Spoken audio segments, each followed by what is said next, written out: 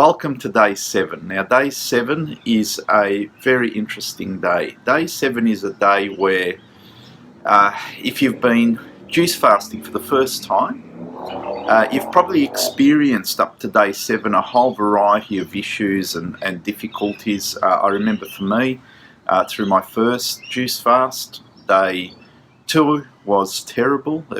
Day 2 was so difficult. If I really didn't have the motivation to stay put, I would have pulled the pin on it without a doubt. Day 3 was also difficult. I mean, obviously if you've been juice fasting before and you're now clean eating, not having any processed foods when you step into a juice fast, it's actually a non-event. It's actually quite easy. But day 7, at least the first time round, is a very pivotal day because day 7 is a decision-making day. When you arrive at day 7, there's a few things that come to your mind. So one of those things is, it's amazing that I actually have made it this far. Most people are surprised. That preparation period of going into this whole process is so important to get through those tough periods. But when you arrive at day 7, you're actually feeling quite good. You feel human again. A lot of people start getting glimpses of some additional energy at day 7, and that happens because of processes happening to your digestive system and other bits and pieces that are going on. But people start feeling like they might be gaining a little bit of extra energy in some cases. But whatever the case is, day 7 is this pivotal day where you can start making some decisions. And, you know, up to day 7, we always say it's a day-by-day proposition. But when you get to day 7, when you look back behind you from where you've come from, you know, all of those difficult periods and the periods where you thought you weren't going to make it, and then you arrive here and you're feeling quite good, it is feasible now to look forward in front of you. And what I mean by that is the appropriate amount of time to be looking forward to is day 10.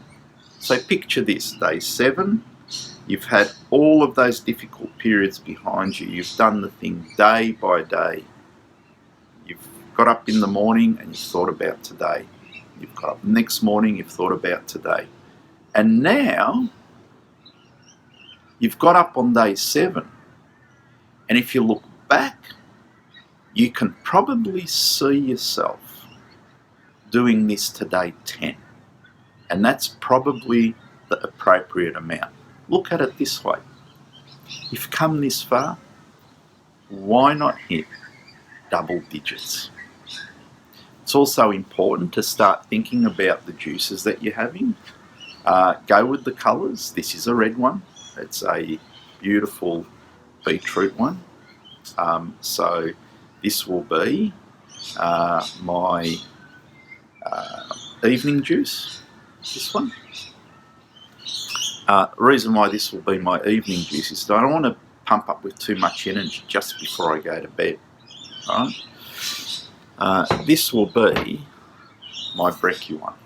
So this is more of a orangey, and it's got a little bit of fruit in it, so it's a nice sort of sweetish brekkie one. And this one here is my mean green. This is the energy fix. And I know I've got a pretty full-on afternoon, so this is my lunch juice. So go with the colours, and also don't forget the teas. This is my morning tea. And it's a good idea to have the teas just after you have your juice, 20-30 minutes. Have a hot tea, put something hot in your stomach. It's a wonderful time, and I look forward to day 10.